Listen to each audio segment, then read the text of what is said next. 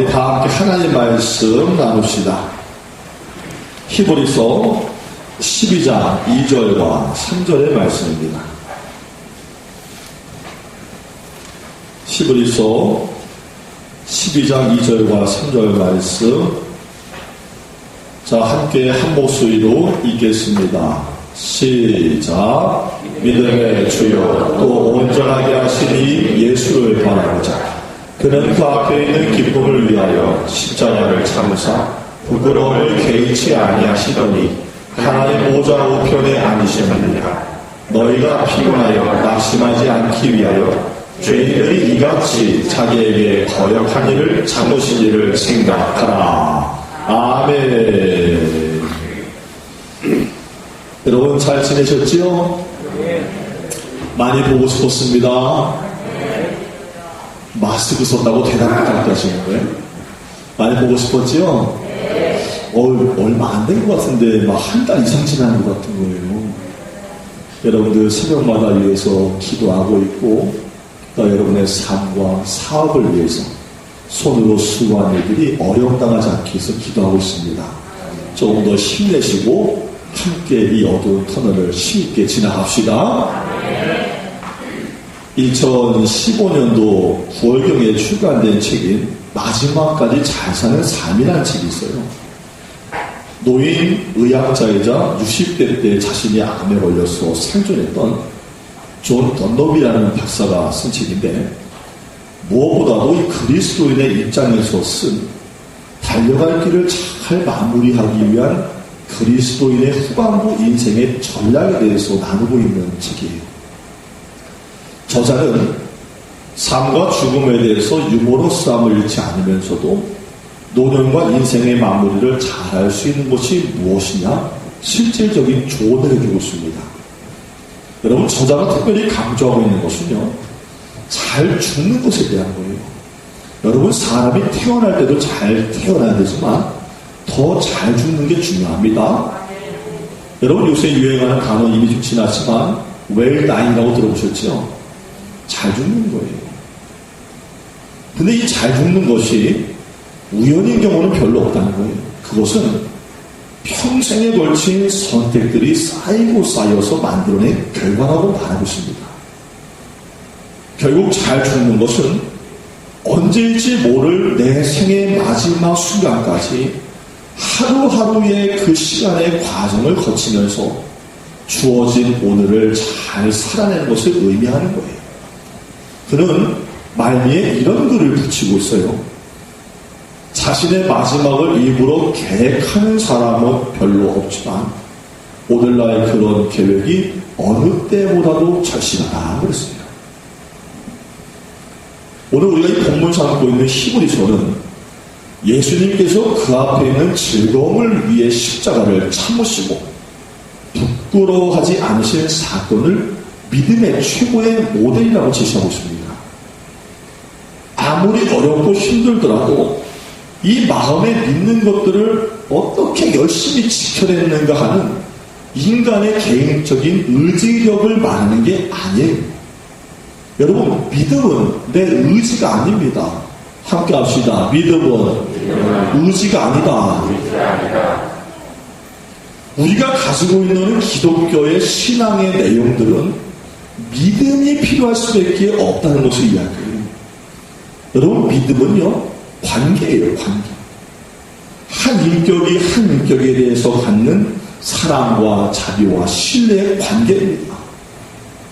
그리고 한 신격이 한 인격을 죄에서 구원하고 선과 의와 진리와 거룩함으로 불러서 완성시키는 그 일, 즉 인격과 인격이 함께 완성되어가는 공간이 반드시 필요하다는 거예요. 이 공간이라는 게 뭐냐? 인생의 시간과 과정이 분명히 필요한 것이라는 거예요. 여러분, 기독교 신앙은요, 그래서 결국 관념적인 것이 아닙니다. 여러분의 걸어가는 인생의 시간 속에서 계속적으로 터득되고 성숙돼가는 과정이라는 거예요. 육체로 되어진 나 자신이 의와 진리와 거룩함과 선, 사랑으로 녹아난 하나님의 성품과 인격을 갖춰가는 거예요. 그래서 오늘 말씀은 그런 것이 만들어지기 위해서는 반드시 시간이 필요하다고 말씀하고 있는 것입니다. 성품과 인격이 기독교적인 신앙이라는 종교적인 경험화된, 정형화된 어떤 틀 안에서 하루아침에 만들어지는 것이 아니라 긴 여정을 거쳐서 결정되기 때문에 신앙생활도 시간과 과정이 필수인 것입니다. 여러분, 예수님께서 사랑하는 영혼 하나하나를 영멸해서 구속하시는 사건은 하나님의 계획과 오묘한 섭리 가운데 있었고요. 그 일을 이루기 위해서 그냥 순식간에 뭔가를 헤쳐버린 게 아니라 십자가를 직접 지시는 부끄러운 일을 감당하신 거예요. 여러분, 예수님이 누구십니까? 성경은 예수님이 2000년 전에 이 땅에 오신 분이라고 말하진 않아요. 그는 근본 하나님과 본체시나 하나님과 동등됨으로 취할 것을 여기지 아니하시고, 하나님이 그분이 인간의 육체를 입고 이 땅에 오셔서 인간의 역사 속에서 일하신 것이 바로 십자가 사건이에요. 하나님이 가지셨고 예수님이 몸소 행하신 영광된 목표는 이것을 이루기 위한 시작점에서는 결코 보이진 않았어요. 이걸 어떻게 표현해야 될까요? 마치 농부들이 봄철에 들에 나가서 씨를 뿌리는 것과 같다고 할까요? 그렇게 반드시 과정과 시간을 거쳐야 추수를 경험하게 되는 거예요. 이와 같이 오늘 예수님께서 지금 목표하신 것을 이루는 시작점에서는 그 영광된 모습과 같은 선상에서 시작하는 일임에도 불구하고 둘의 모습에는 큰 차이가 있습니다. 그래서 모르는 사람들이 볼 때는 예수 그리스도께서 지금 당하시는 십자가의 그 부끄러운 일이 과연 무엇인지를 알 수가 없어요. 그래서 이것을 믿지 못하는 사람과 믿는 사람 차이에는 무엇이 있고 무엇이 없는 것이냐? 믿음이 있고 믿음이 없는 거예요. 믿음이 반드시 동원되어 이해할 수 있는 거예요. 우리에게 하나님이 목표하고 계획하신 것에 결국을 시작했다 할지라도 그 시작이 결국의 자리까지 가는 과정이 있어야 되고, 그 과정이 있다는 것을 우리에게 확인시켜주는 것이 바로 믿음이라는 것입니다. 여러분, 많은 그리스도인들이 신앙의 때로는 실패가 있고 내가 생각할 때는 만족스럽지 못한 것은 믿음에 열심이 없거나 아예 믿음이 없기 때문에 그럴 것이다 생각을 해요. 여러분들 간혹 가다가 신방할 때, 상담할 때 그런 말씀하는 분 있어요. 제가 요새요 신앙의 열기가 좀 떨어졌어요. 신앙이 좀 뜨거워졌고요. 기도가 됩니다. 근데 결국에 그 중심에 항상 누가 있는 거예요? 내가 있는 거예요. 내가 느꼈을 때 올라간다 싶으면 올라간다 그러고, 내가 볼 때 열기가 식어지면 식어졌다고 생각하는 거예요. 믿음이란 이름으로 과정은 다 생략한 채 그저 어떤 목표에만 달려가고자 애를 쓴다는 거예요.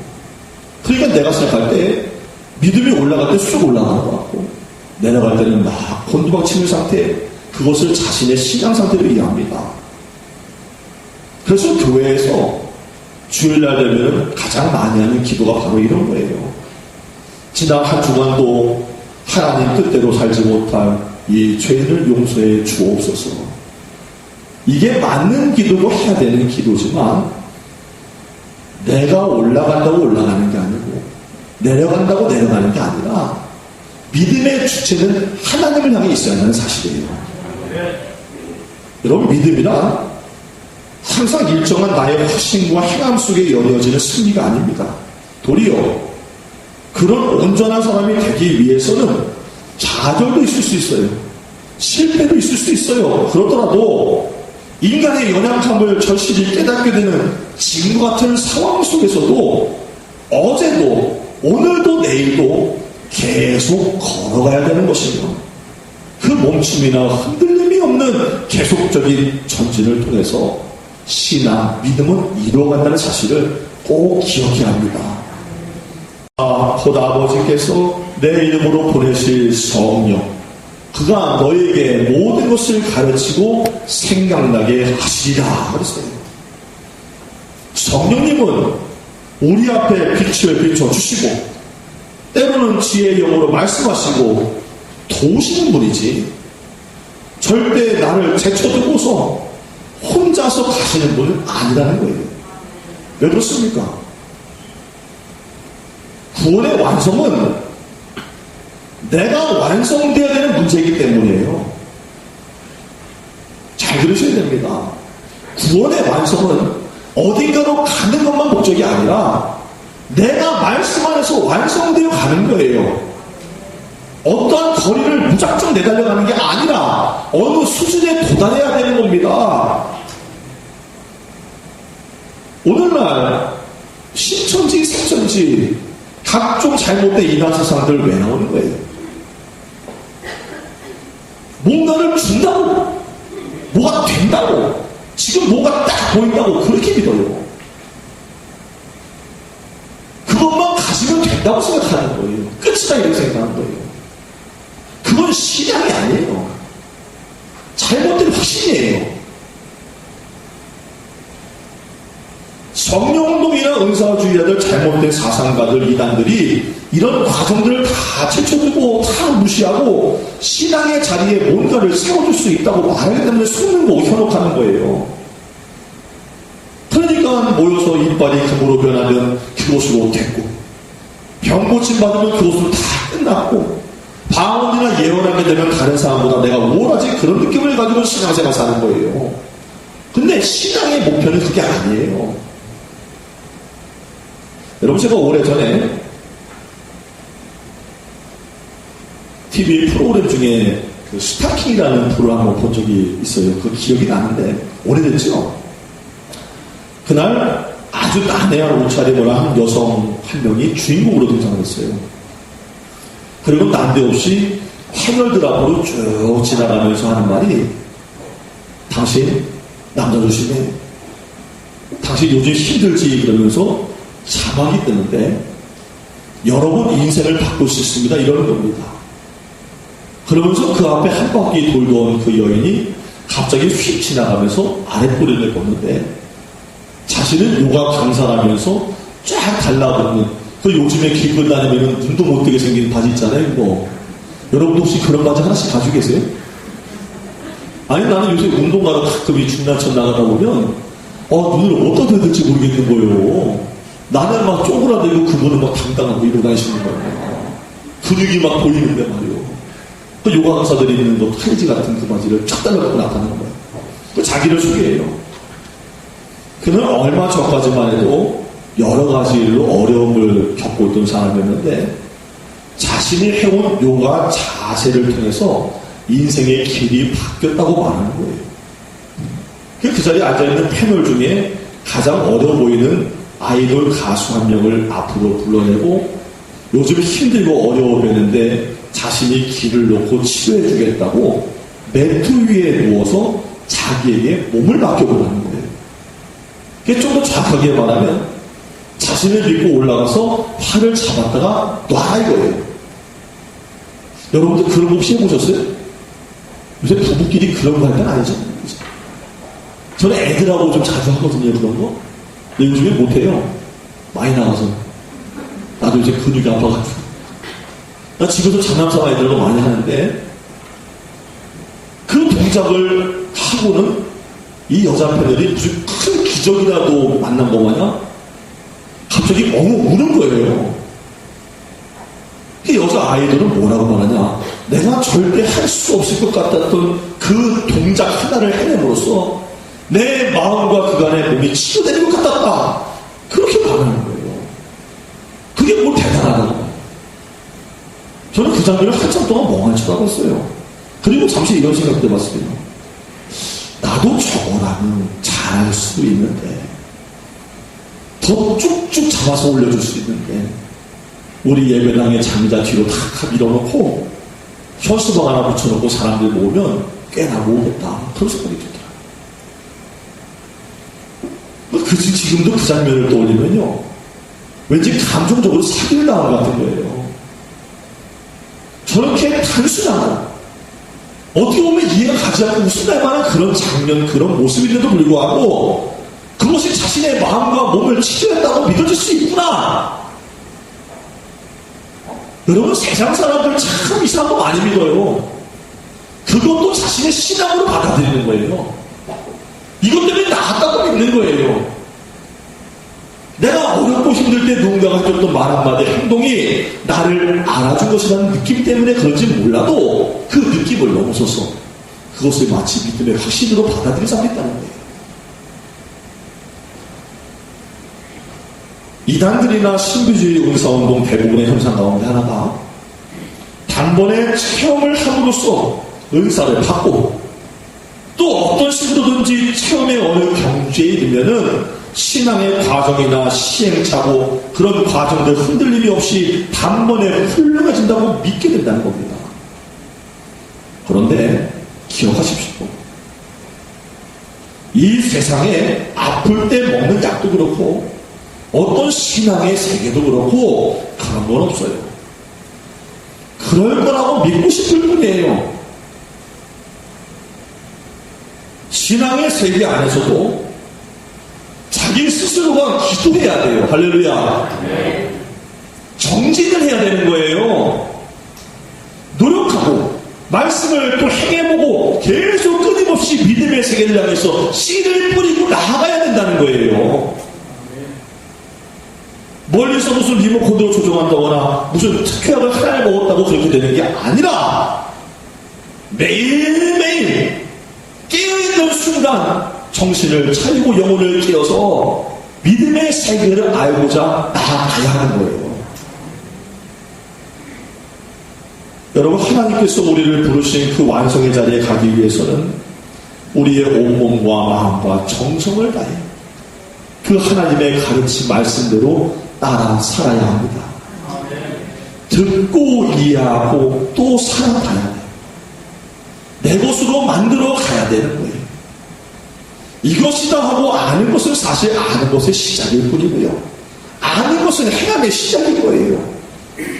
알았으면 또 해보고 또 성장해보고 또 성숙해보고 신앙의 깊이를 체험해보고 계속 나아가는 거예요. 이걸 자기 걸로 만들어 가다 보면 거기에 믿음이라는 근육이 붙는 거예요. 그냥 지식으로 믿음이 생기는 게 아니라 그 사이클 속에서 믿음의 근력이 생기는 거예요. 여러분, 성경에 나오는 사람들이 믿음을 사용한 장면들을 가만히 보세요. 노아가 세상이 다 몰라졌어요. 아마 제가 볼 때는요, 노아가 지금 같은 답답한 시대에 살았을 거예요. 다 몰라줘요. 산꼭대기에다가 방주를 지었어요. 묻지도 따지도 않고 하나님 말씀에 준행했다고 말합니다. 그만큼 하나님과 신뢰를 가지고 자신의 하나님과 믿음을 했기 때문에 방주라는 탄생물이 나오게 된 거예요. 아브라함은 아비의 집을 떠나요. 본 것도 없어요. 만진 것도 없어요. 들은 거예요. 근데 하나님이 지시하시는 곳으로 가라 하셔서 아멘하고 묻지도 않고 따지도 않고 발을 떼서 가서 믿음의 조상을 읽었고 그의 아들 이삭은 번제단에 올려줘서 아버지 재물에 쓸 것이 어디 있습니까? 물어도 자기의 몸을 양같이 내어드리는 믿음이 있었던 사람이었다는 거예요. 다윗은 어린아이가 물맷돌을 들고 나가서 모든 장신구 다 던져버리고 여호와의 이름으로 던져버렸어. 골리앗을 넘어지게 하는 그 하나님의 일을 미리 보는 것 같이 행하는 신앙을 가지고 있었고요. 하나는 괴로웁니다. 자식이 없다고 아들을 달라고 하다가도 하나님이 나에게 분명히 아들을 주실 거야.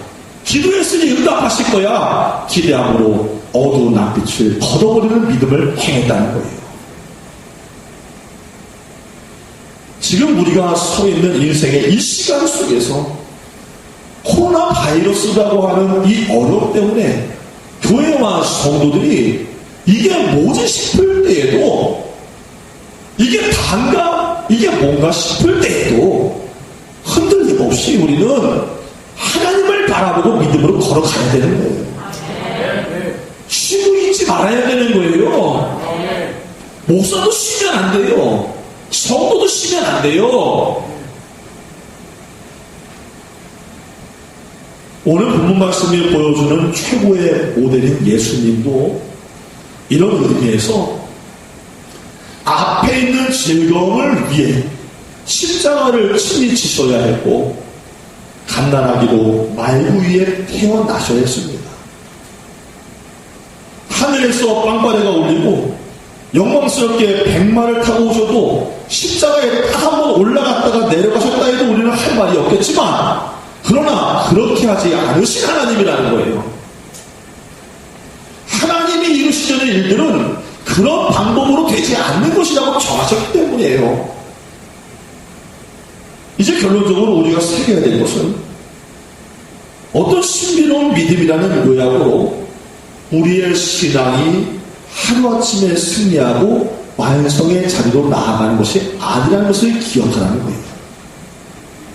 이 기나긴 시간, 기나긴 과정 속에서 많은 시행착오와 실패 속에서 우리의 신앙이 자라가고 하나님 앞에 부름받은 완성된 영광의 자리로 근접해 가다 보면 십자가를 참으시고 그 앞에 있는 일을 바라보시고 이기신 예수님처럼 천국의 완성의 자리에 들어가 하나님을 만나게 될 것입니다.